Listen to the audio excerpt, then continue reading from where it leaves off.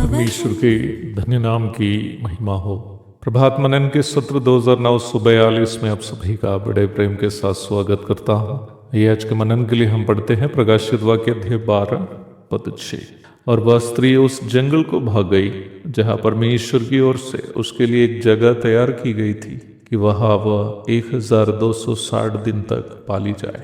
हम इस बात को देख चुके हैं कि महाक्लेश काल के दूसरे हिस्से में जब मसीह विरोधी के द्वारा सताए जाएंगे, इस्राएल के लोग मरुभूमि में परमेश्वर के द्वारा उसके लिए तैयार की गई जगह की ओर भाग जाएंगे। इन विषय की चर्चा हमारे कल के मनन के अंत में हम की थी। इस्राएल भाग जाएंगे करके कहने पर एक संदेह उत्पन्न होने की संभावना है कि क्या सारे इस्राएल भागेंगे या कुछ लोग। इस प्रश्न का उत्तर सरल है।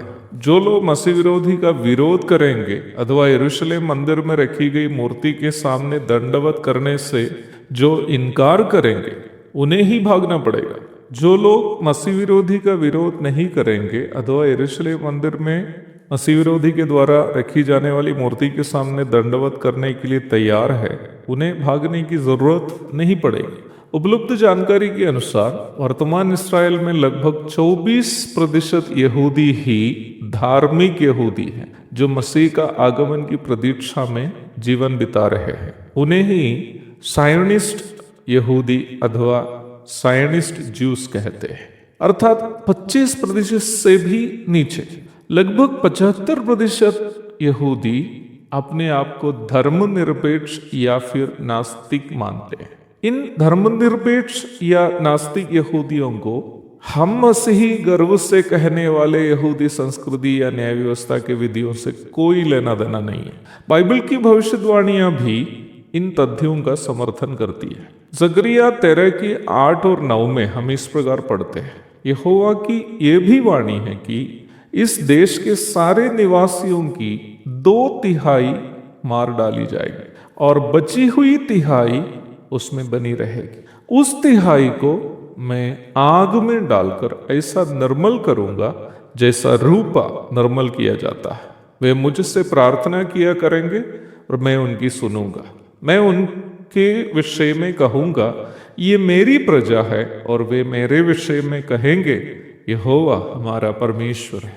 इस हिसाब से यदि देखा जाए, महाक्लेश काल के सारे प्राकृतिक आपदाओं एवं अन्य समस्याओं के द्वारा मारे गए यहूदियों के बाद बचे हुए यहूदियों में से मात्र 1/3 ही होगी जो मसीह विरोधी का विरोध करने के कारण इस्राएल छोड़कर पड़ोसी देशों की ओर भाग निकलने वाले। सीरिया, लेबनान, जॉर्डन, इजिप्ट आदि कुछ पड़ोसी देशों के नाम मैं कल बताया था। पर यह भी एक संदेह की बात है कि इन सभी देश जो मुस्लिम बाहुल देश हैं, पलायन करके आने वाले यहूदियों के लिए एक पनाहगढ़ कैसे बन सकते हैं। क्योंकि यहूदियों से मुस्लिम समुदाय के लोगों का विरोध या दुश्मनी केवल कोई भूगोलीय कारण से या राजनीतिक कारणों से नहीं, बल्कि पूर्णतः धार्मिक कारणों से। इसलिए ही मुस्लिम विश्वासी होते हुए यहूदी की रक्षा करनी एक मुस्लिम विश्वासी के लिए अपना धर्म की निंदा करने का बराबर है। ऐसी परिस्थिति में इन मुस्लिम बाहुल देशों में मसीह विरोधी से बचकर आने वाले यहूदियों को सुरक्षा कैसे मिलेगी। इस प्रश्न का उत्तर यह है कि यद्यपि इस्राएल के पड़ोस में स्थित सीरिया, लेबनान, जॉर्डन, इजिप्ट आदि देश भले ही वर्तमान में मुस्लिम बाहुल देश क्यों न हो, इन सभी देशों में ईसाइयों की भी अच्छी आबादी है। इजिप्ट अथवा मिस्र की आबादी में लगभग 15% ईसाई धर्म के सदस्य हैं, जो लगभग 1,20,00,000 के आसपास।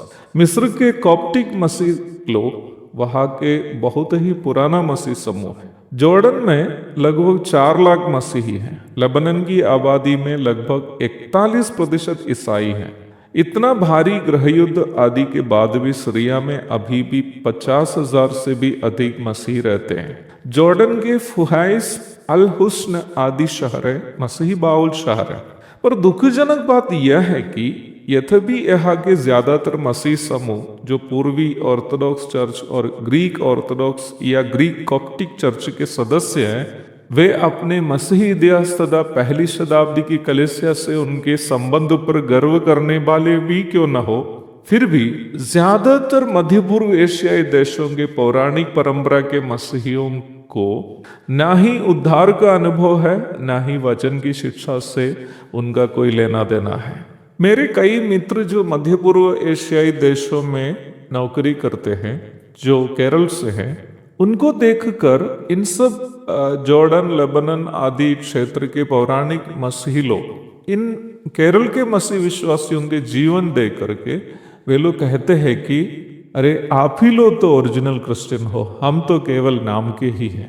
भले ही उन सभी देशों के मसीही लोग उनके पौराणिकता पर गर्व करते हो, लेकिन उनका जीवन में वचन का कोई स्थान नहीं है। कई लोग शराबी, नशेड़ी आदि जीवन बिताने वाले हैं। वे अपने धर्म पर बहुत गर्व करते हैं, परंतु वचन से उनका कोई लेना देना नहीं है। और आपको मैं ये भी बताना चाहता हूँ कि इन सारे देशों के प्रबल मसीह समूह, खास करके eastern Orthodox church, Greek Orthodox church, Greek Coptic church और रोमन कैथोलिक चर्च इत्यादि है। इन सभी मसीही समूह में व्यक्तिगत रूप में यीशु मसीह को उद्धारकर्ता के रूप में ग्रहण करने की शिक्षा और कलीसिया महाक्लेश काल के पूर्व उठा ली जाने की शिक्षा सिखाई नहीं जाती है, क्योंकि उनके थियोलॉजी का इन सभी शिक्षाएं हिस्सा नहीं है। इससे हम क्या अनुमान लगा सकते हैं? महाक्लेश काल के पूर्व कलीसिया का प्रस्थान में मध्य पूर्व एशिया के इन सारे देशों के उन सारे मसीही जो वास्तव में उद्धार नहीं पाए हैं, भागी नहीं होंगे, वे छोड़ दिए जाएंगे। वे महाक्लेश काल के समय संसार में ही होंगे। वे ही नहीं, उन सभी तथाकथित मसीही जो वचनानुसार उद्धार नहीं पाए हैं, वे भी महाक्लेश काल के समय संसार में होंगे। अब ये देखना है कि मध्य पूर्व एशिया के इन सभी ईसाई धर्म के सदस्य यहूदी के लिए महाक्लेश काल में एक पनाहगढ़ कैसे हो सकते हैं। प्रभु की इच्छा हुई निम्न विषय की चर्चा हम कल करेंगे। तब तक के लिए विदा हो जाता हूँ। प्रभु आप सबको आशीष दे। आमीन।